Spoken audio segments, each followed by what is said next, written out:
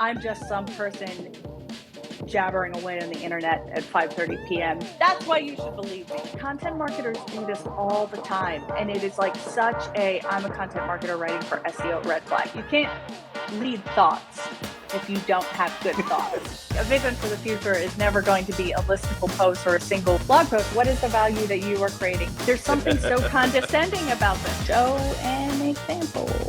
It's just kind of mushy.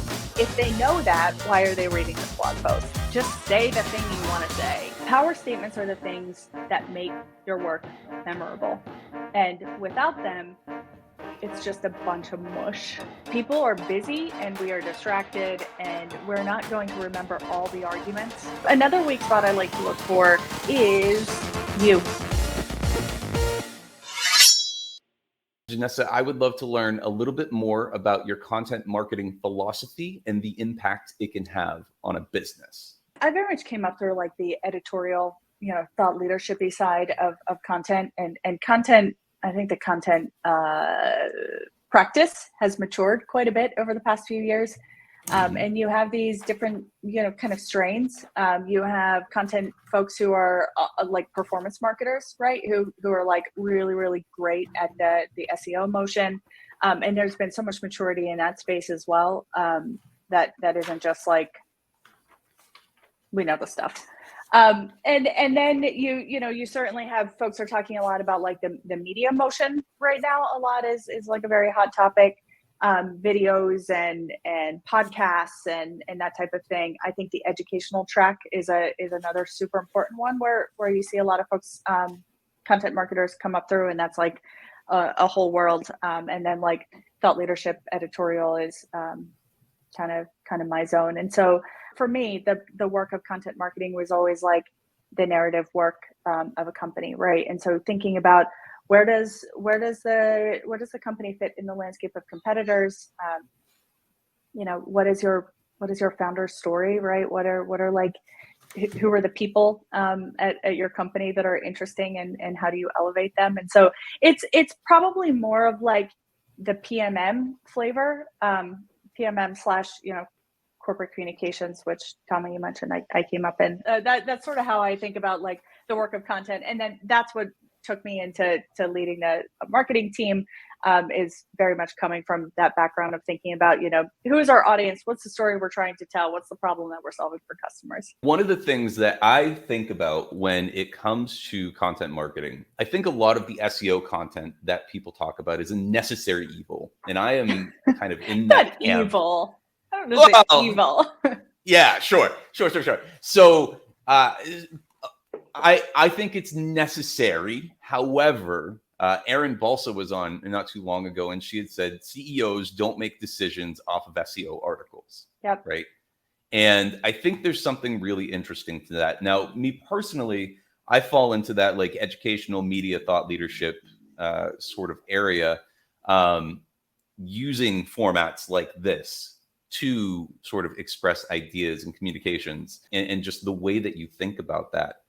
Tell me a little bit about and kind of the philosophy behind that idea of thought leadership and connecting to audience development, and how are you matching those thoughts up with the audience to find that content market fit? So one of the things that's been very interesting for me joining DBT Labs is it is a very community-led company. And what that means is that we have been very, in the early days particularly, we were very comfortable with the community kind of telling us what we were becoming. That's not terribly unusual for open source companies, right? That have, open source product, big developer communities around them.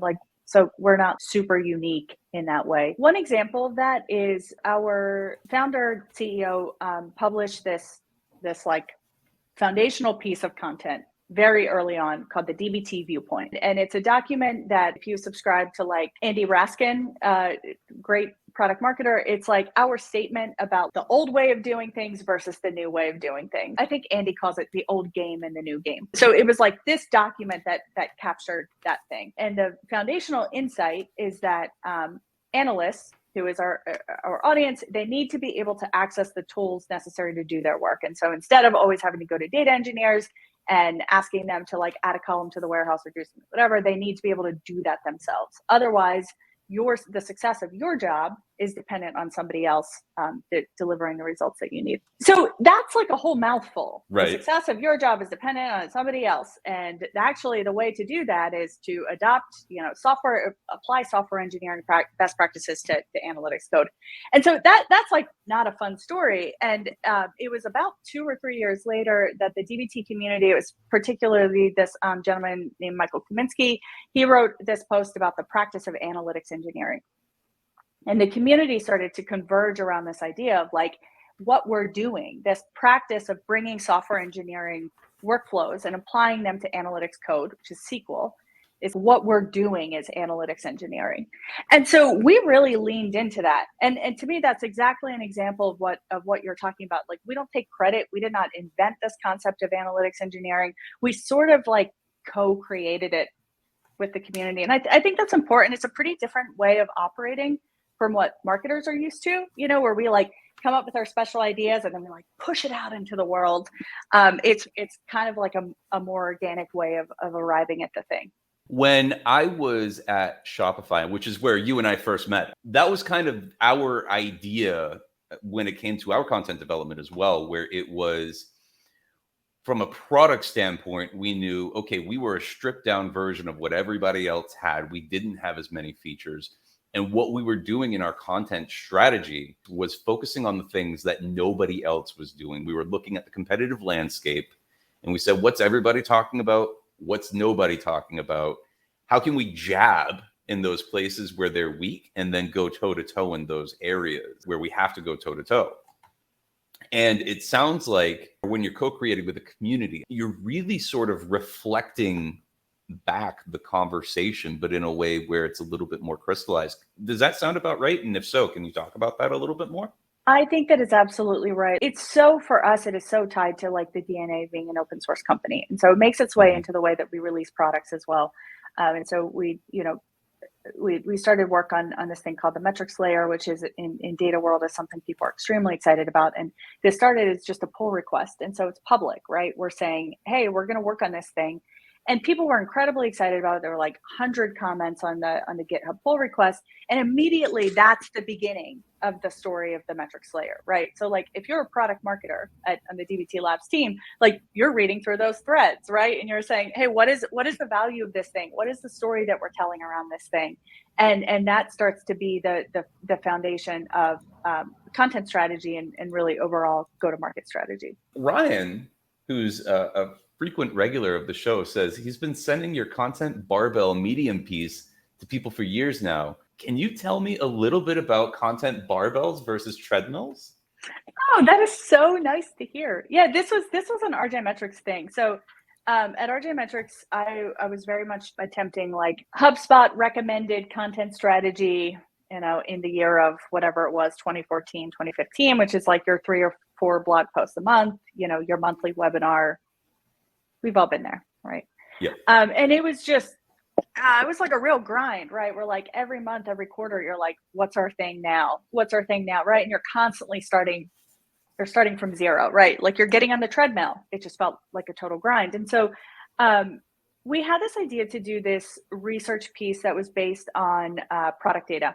So RJ Metrics was a data platform for e-commerce companies. So we did some like analysis on customer lifetime value, churn, put it together in a benchmark. The results were just ridiculous, but it was just like performed like nothing else we had ever done. All of these things that were incredibly hard just became extremely easy. And so we ended up using the first of these reports and milking it for months. And so one of the things that I did is I built this webinar program where we would take the foundational insights from the report, and there were like 5 parts in the webinar. And then we would invite different guests on to speak to those results. And so we had like somebody who an investor in e-commerce companies. We had somebody who runs an e-commerce company, probably on Shopify, right? Like these different folks who kind of provided these different lenses, and we could put a different title on all of them, right? And so you're able to take like the core asset is the same. And it becomes super easy for guests, right? Where it's like, we basically have given you something to speak to.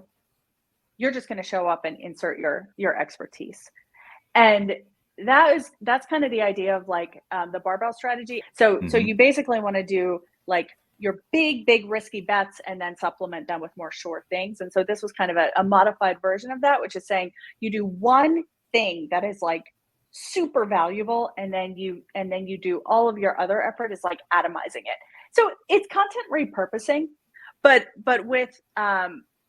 you have to make sure that like your heavy side of the barbell can actually support all of that repurposing. And research is like so useful for that, because you're talking about data that people want. You're just kind of like distributing in different ways and applying different kinds of insight on top of it. So you're talking about repurposing well before everybody else was doing it. And I love the idea that you're also taking this sort of master piece and breaking it down to like dig into a little bit more. How effective has that, like, are you still doing something to that degree now that you're VP? Are you sort of encouraging your teams to do something to that degree? And how is that working if you are?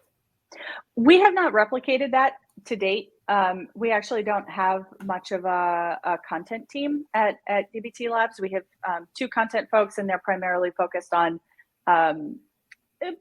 really like SEO work, and which is for us is around like a user generated content motion. And so we have not yet got to research yet, which I am very excited to get to. Our biggest investments in content on our team have all been around amplifying the DBT community. So we invest a ton in events. We do this big user conference coalesce.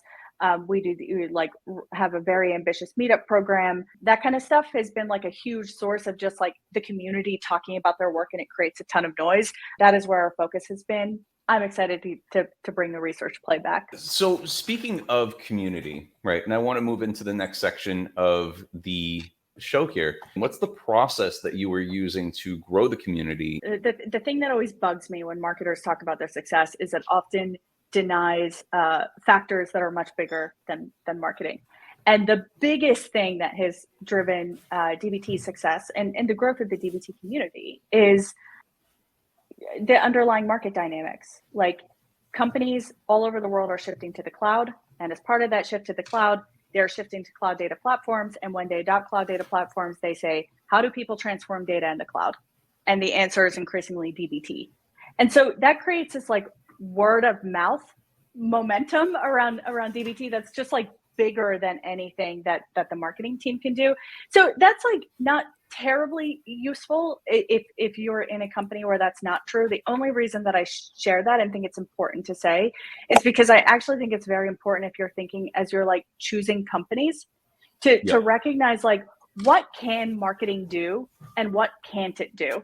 And there is like no content strategy in the world that can replicate that. And so part of your own success is dependent on like picking a winner, right? And that was your experience, Tommy, at Shopify, right? It's like, yes, you had a fantastic content strategy at Shopify, but oh my goodness, the rise in people shopping online is unbelievable, right? And like, I'm gonna ask you a different question then, because I know exactly what you're talking about. It's sort of identifying where the tide is going. What is your process for identifying the wave and surfing it?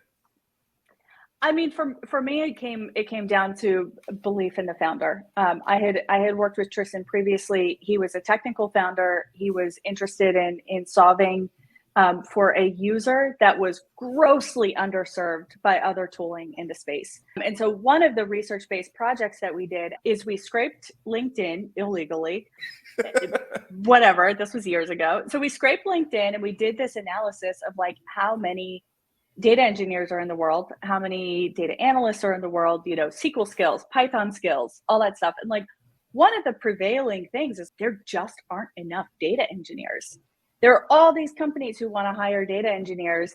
There's like everybody is saying, data is the oil, and there just aren't enough people to do this work. And so DBT was all about like unlocking data engineering talent by giving analysts the skills that they needed. And so it came from like a lot of, the early insights for DBT kind of were happening around the time of this work. And I was like extremely excited about Tristan's vision for solving for this. He's also somebody who was an analyst, and that mattered a lot to me. I was not excited about working for a company that was like, I'm a startup entrepreneur, I want to build $1 billion company. Tristan was somebody who cared a lot about the problem space, and I was like, that seems like a good way to go. I don't know. How did you pick Shopify, Tommy? I'm curious. How did I pick Shopify? Oh man, I was actually getting courted by big commerce at the time, and I had no idea what, like, I knew e-commerce because I had shopped online, but I didn't know underlying platforms or anything. Like, I just took it for granted. And basically it came down, it was a culture fit for me. So I was flown down to Texas to meet with the big commerce team in Austin. It just wasn't a good fit for me based on the vibes that I was getting from everybody. And immediately I was flown up to Toronto immediately after that and got to hang out with the Shopify crew. And what was interesting between the two different teams was that one was very like, prove to us you know what you're doing, and the other one said, we've got you here because you know what you're doing. What was interesting about Shopify was that we had never had a top-down way of saying, here's how Shopify talks to the market. What their culture was, and this is why I think they won, because I was there when we were kind of pulling ahead and becoming a well-known name, was that they had a culture internally where they hired people that they trusted. They let people know that they trusted them. So we hired you for a reason. And then the culture is what informed how we communicated with the rest of the market. And because we had a constant feedback loop with our customers, we were able to reflect both what our mission was internally, as well as reflect what people were saying out there in the community. And that was especially important on the Shopify Plus side of the house, because cloud e-commerce is funny. It's funny now to think about this, but cloud e-commerce wasn't being taken seriously back then. This was your RJ Metric days. So, and it was one of those things where we could very easily say, like, yeah, people are promoting features, but you don't need all those features. Those features are actually bogging you down. Yep. Right. Yep. And what can you do when technology starts to get out of the way? And that became sort of the foundational pillar of our entire thing. And then the process was always just a matter of communicating with people, regular case studies on a weekly basis, and just always having this connection with the community that we were building as we were going along, and using our small size to our advantage. Yeah, so, I mean, you're talking about like the culture eat strategy for breakfast piece, and that resonates a lot. Like one of the things that surprised me so much when I joined the DBT Labs team is people didn't talk about companies. They didn't talk about account names. They talked about people. So they would just name these people on a first name basis. And then you'd be like, who is this person? And they're like, oh, they're at really important company that everybody has heard of. And you're kind of like, that's so weird. Normally you emphasize like the big name that everybody knows. And it was just this focus on the practitioner. The practitioner knows what they need. And we very much continue to hire people in that profile. Like a lot of our product managers come from like data backgrounds. And so that cultural thing is ultimately what drives your company strategy, right? It's like the beginning. You can't actually have a strategy that isn't embodied by the people on your team. So that I love that Shopify story. Thank you. I think it's really important to like stay dialed in. Now, Ryan, who shared this in here, he's actually part of the ecosystem of customer service platforms, and they're working on something over at Gorgeous that is tied into customer service platforms for e-commerce, which is a new wave. Very specifically, I would love to, and I'm going to go back to the question I just asked. How would you think about riding a wave just from an objective standpoint? Take it away from DBT. And how are you thinking about riding those waves as they're coming along? So I read this book when I joined DBT Labs in 2018 called Play Bigger, which is about category creation and positioning. And one of the things that I really love is they have this idea of the category blueprint. which is you are telling the market, here's where I think things are going. Well, you're telling them, here's the product that I'm building for the future. And then the category blueprint lays out like the defining characteristics of that winner of that category. And so, hey, here's the new game. And here are the 5 features of the vendor who's winning that space. And so you are taking control of the narrative. This is very much your Shopify experience. That's what they were doing. They're like, those features, you don't even need those features.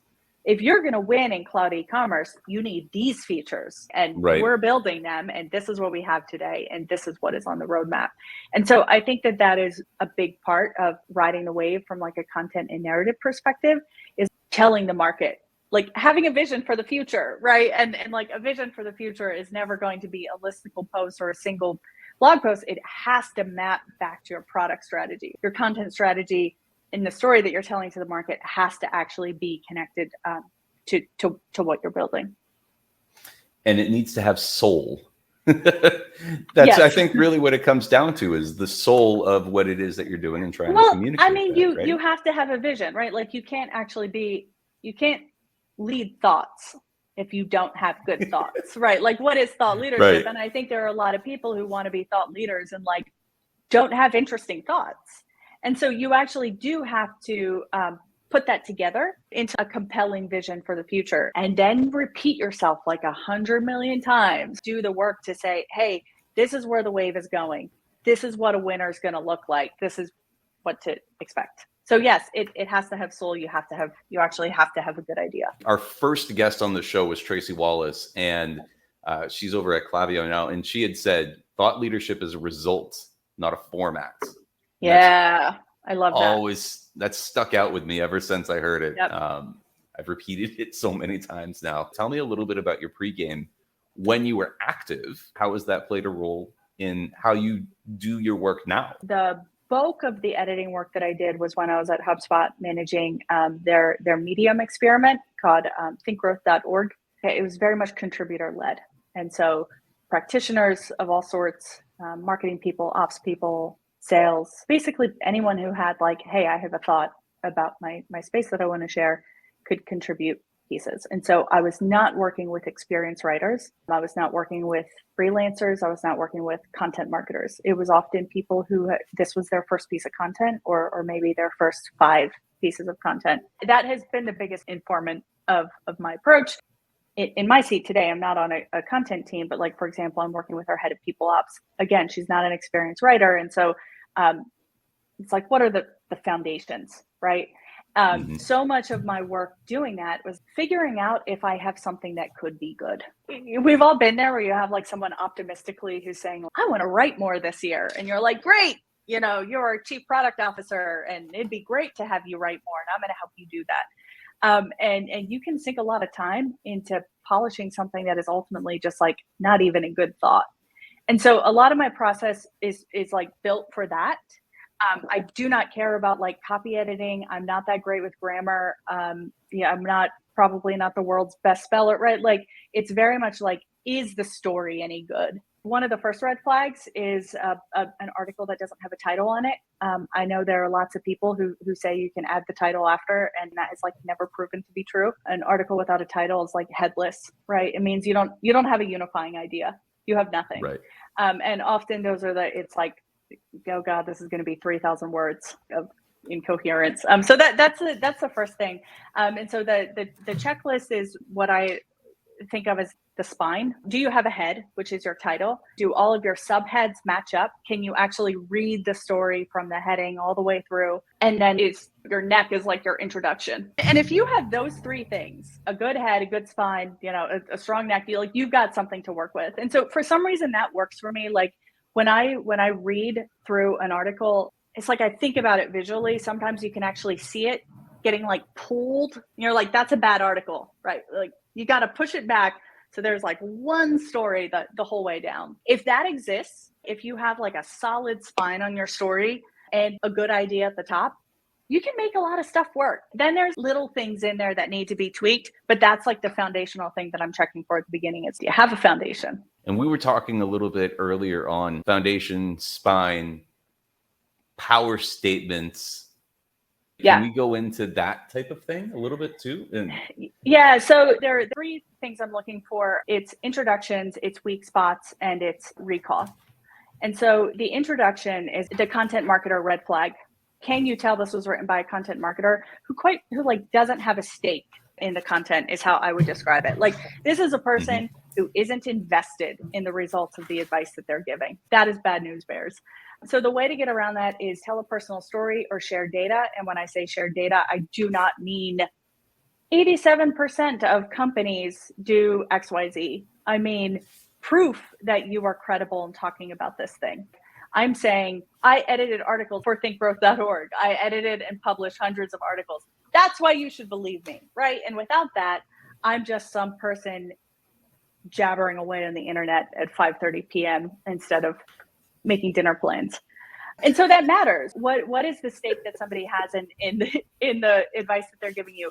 Weak spots are really easy. Do a Command F on LY words. They are such like bullshit finders. One of the really common ones is people will say obviously and clearly, and it is almost always an indicator that what they are saying is not obvious or clear. And so they're trying to just like convince you instead of doing the work to like prove it to you. Another one is searching for me and I. Again, there's lots of advice out there that says you shouldn't use me and I. Maybe that was true 10 years ago, but again, I think that the internet is like so saturated with SEO content written by content marketers who have zero stake in the advice that they're giving, that as soon as you see like me and I, it's like signals to the reader like this person is invested. They care. They're saying something about like I'm in this. And so I think those are two things that can really strengthen a piece. And then the recall again is about examples, data points, images, and what I call power statements. Power statements are the things that make your work memorable. And without them, it's just a bunch of mush. If you can summarize a section with a strong statement, right? And a good power statement should be something that makes somebody wake up. And it can be disagreement. They can hear it and say, that's not right. Or, maybe they're here, they read it and they're saying like, that's 100% me. But if you are not creating those moments in a piece, it's just forgettable. I think like stories and data are what make your work feel credible. I think the weak spots are things that they don't stand out to people, but they make your work feel forgettable. It's just kind of mushy. You just like don't totally trust it. And then the power statements are like, that is what makes your work memorable. That's what's going to like make the thing stick for people. They might forget everything else about your article, but they're going to remember something that created that jolt of a reaction. What you're talking about with content marketers not being invested in it is what I call tourist knowledge, right? They come at it with the tourist knowledge. There's clearly not native experience there. And I think what's great about the power statements in particular is you can engineer those. You can engineer something that people are going to disagree with or really speak to like, yes, this is true. But you have to come at it from a place of authenticity and experience. And there is a time for all the caveats and all the nuance. There is space to be thoughtful. I'm not advocating for controversial statements for the sake of controversy and clicks. But at some point, people are busy and we are distracted and we're not going to remember all the arguments. You have to give people something to like hold on to. Oh, perfect. All right, we're going to jump into the piece now. I would love to get your first impression of the piece. Let's start here. Head, great. We have a statement. You know what you're going to get out of this, how to give a SaaS demo that wins more deals. Immediately checking subheads. You want all your H1s to answer this. Okay, what makes a good SaaS demo? Great.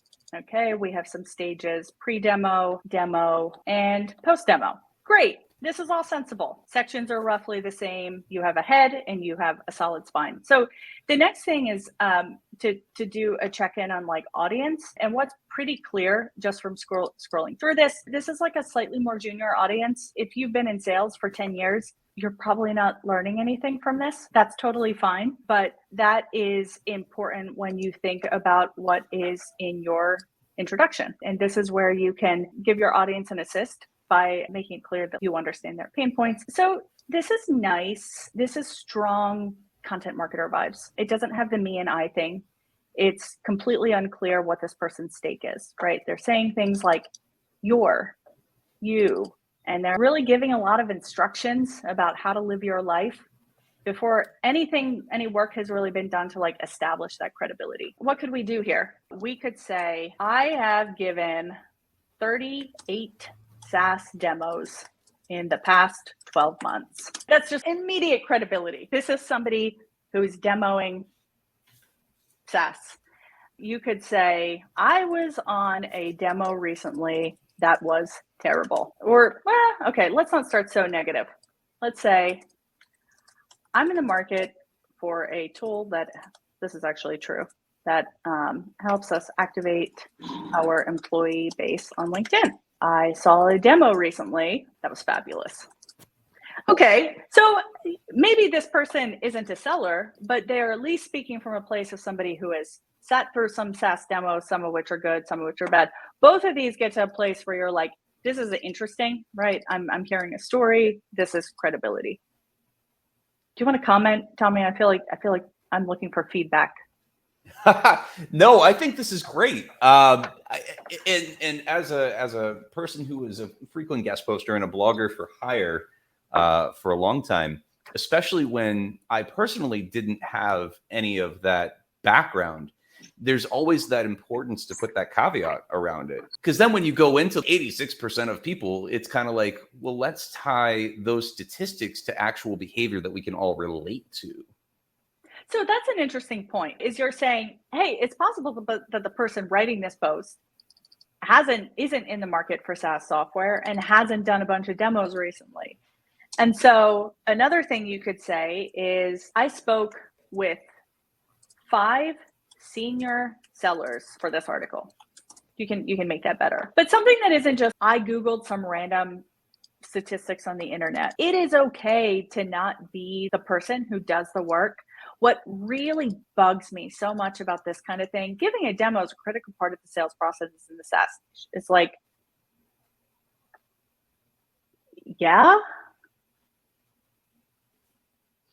right? Like, right? Like, you can't. It doesn't. It's not actually information, right? It's non-information. And so anything that says I did the work.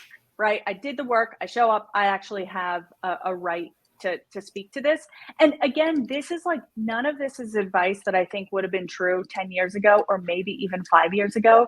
It is only true because there is like keyword optimized content on every single search term, and they all kind of start to sound the same. And so you're doing the work of every marketer, which is like, how do you stand out? Okay. We're going to stop picking on this intro. We're going to do a spot check on weak spots. There it is. Okay. Well, in context, that makes sense. Obviously. I don't love the example, but they're not saying, obviously, you need to do X, Y, Z. Okay. We have some more LYs. Easily. Yeah. What does that mean? So what is it? It's like, more likely to trust you. B2B decision makers prefer solutions that can fit easily within their existing software system. Honestly, look at this. B2B decision makers need solutions that fit. Like, that's a better sentence. It's Right. not dramatically better. It's a better sentence. And so the easily there doesn't really like just say the thing you want to say. You could make that even stronger. Like, integration is a requirement for B2B decision makers. I don't know. And then link to Scott the MarTech landscape guy. So integration is a requirement for B2B decision makers. So we're looking for leads, more likely to trust your employees instead. Don't show 25 slides. Instead, use 3, right? It's just better. It's like immediately better. Well, hold on. This is one of those sections, right? We're talking about weak spots, and something stood out to me about the previous section as well. We're talking about people prefer with those types of things. My type of edit, and I don't know what it looks like for you, but my type of edit would be like, prove it, right? Like people prefer, don't tell me what I like. And then on this other part here, B2B exists, integration is a requirement. That's one of those things, though. If we're talking about, oh, don't do this, instead do this. That's kind of one of those things too, where I'm like, you don't know my business. And that's what I think that, the MarTech landscape is a way of getting at that, right? Is it's at least saying, I get the pain that you're dealing with. It's not perfect, but like for all of these, how do you do something that shows that you have a stake in the game? You want to clearly define these LY, it's just such a red flag. You want a clearly defined time frame. You want a defined time frame. But often the LY, it's not just the word itself. It often indicates that something else is going on. It's like a lack of specificity. And so if you're saying clearly or obviously, it's kind of a sign that what you're saying isn't clear or obvious, and there's like a little bit of work to do. So you can also like take a little bit of time to look at the space around it. You want a defined time frame and next steps. So this would be a really great time. You've talked to all your sellers, show an example. If you have a template of what the next step email looks like, if you have your stages, anything that a seller gave you, probably any seller worth their salt has these next steps mapped out and preferred time frame, right? And if you can just show that here, screenshot is great, link to Google Doc, would be even better. That is sort of what makes this come to life, right? Then it's not saying, you want to define time frame and next steps. You're saying you have to give your prospect defined time and next steps. Here is an example of what that looks like. The you thing is so weird, right? Like this is like content marketers do this all the time. And it is like such I'm a content marketer writing for SEO red flag. There's something so condescending about this. You want to define time. Well, like if they know that, why are they reading this blog post? So performance for LYs. Lastly, wow, that is something a content marketer would say. A salesperson would never say that. You're writing to a salesperson. You got to be a lot more direct. Prepare some documents to hand over to the prospect. We got to have some examples here. Great follow-on documents include case studies, fact sheets, something that says like, what are these mysterious documents? So it's just about specificity. It's like it's always specificity, and the LYs are often good ways to find that. So another weak spot I like to look for is you. We talked about this. The 98 U's. 98 U's, right? This is like so lectury. You're lecturing someone. And it's funny because like using you on website copy is like very effective. Using you in long form content is very condescending and sounds preachy. Like this, have the prospect believe your product is indeed a great solution. Convince the prospect that your product, so the you anyway. So there's like a lot of like passive voice that in my mind I associate with the use of you, which is why that's like such a red flag for me, which isn't totally fair, right? Like I just rewrote that sentence and I still was like took a passive approach there. This is a pretty imperfect system that I'm giving you. But yeah, like tons of views. This is a perfect segue into an audience question. Ryan asks, where would you recommend using you in a piece of content? Maybe when agitating a pain point, avoiding assuming anything about them, of course. When would I say you should use a you?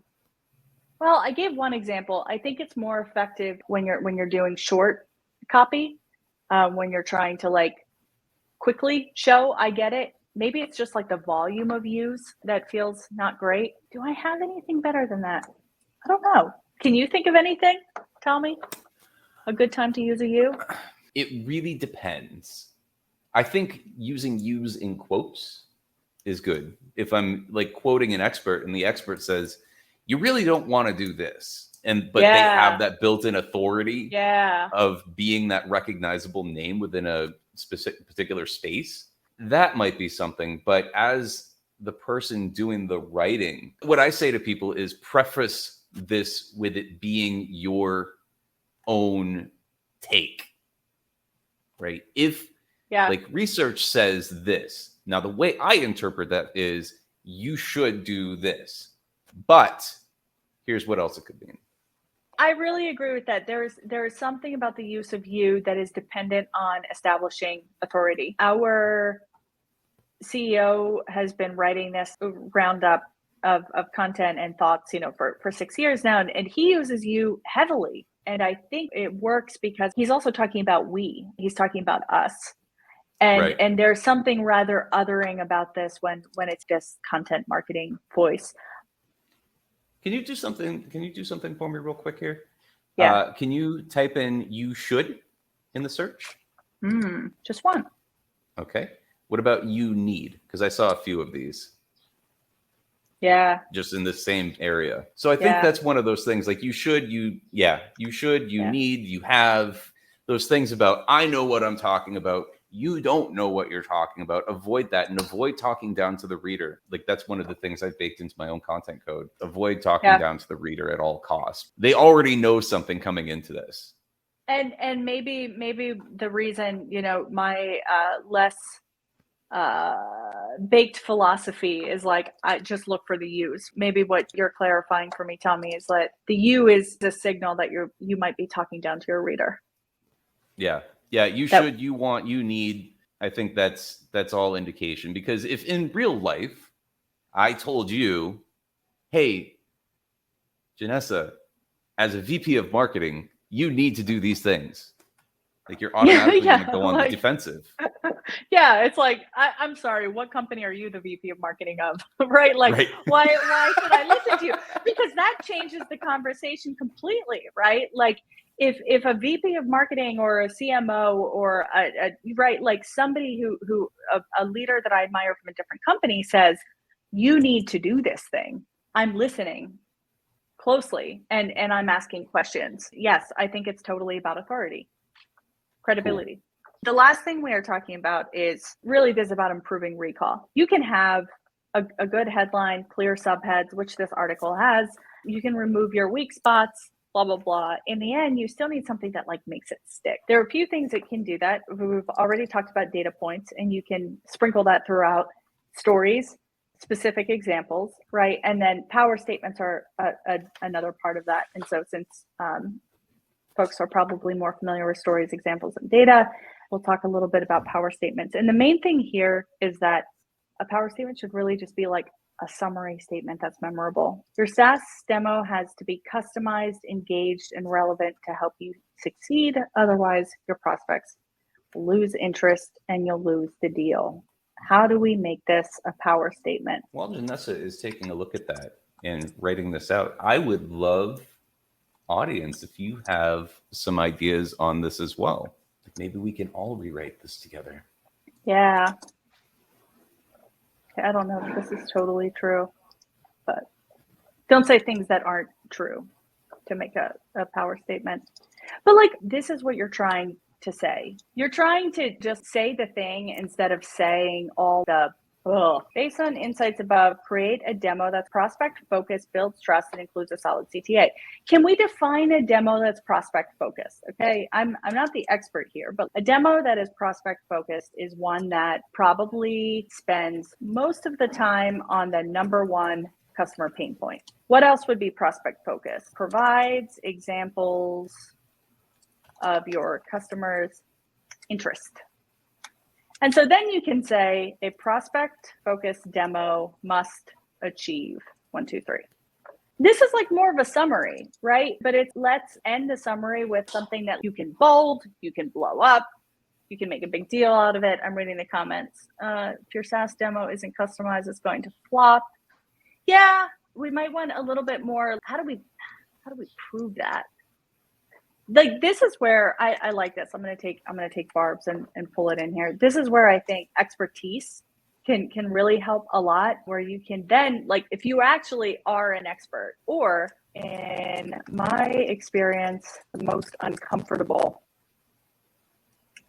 demos were those that weren't customized. So again, can you do something to remind people that you're an expert here? I don't know if I'm giving the best example.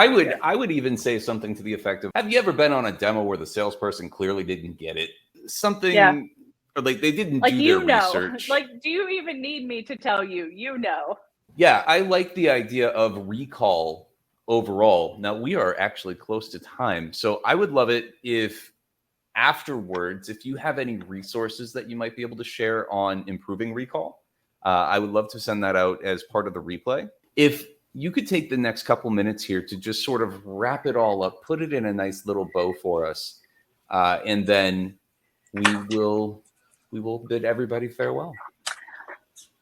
Okay, what did we cover? It is all about your audience. You have to know who your audience is and actually come from a place of understanding them. And then from there, it is like, what is the value that you are creating for them? And your value isn't actually words on a page. It is about providing some kind of expertise, whether that is your personal earned expertise or expertise that you gathered from other people.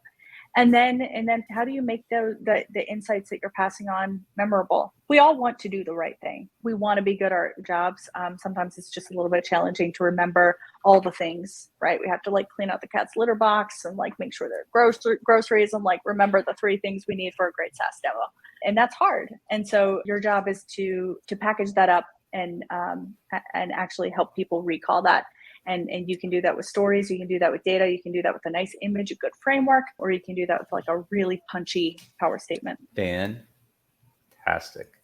Jannessa, thank you so much for coming on to the show tonight. I really enjoyed our time together. Is there any place that we should find you online? I love Twitter. Follow me on Twitter and I will follow you back. My DMs are open and I'm also fairly active on LinkedIn for professional stuff. And sometimes on Medium. I haven't given up on Medium. I know most people have at this point. Well, thank you so much again for coming on. And thanks for having me. This was fun. Yeah, everybody have a great rest of the evening.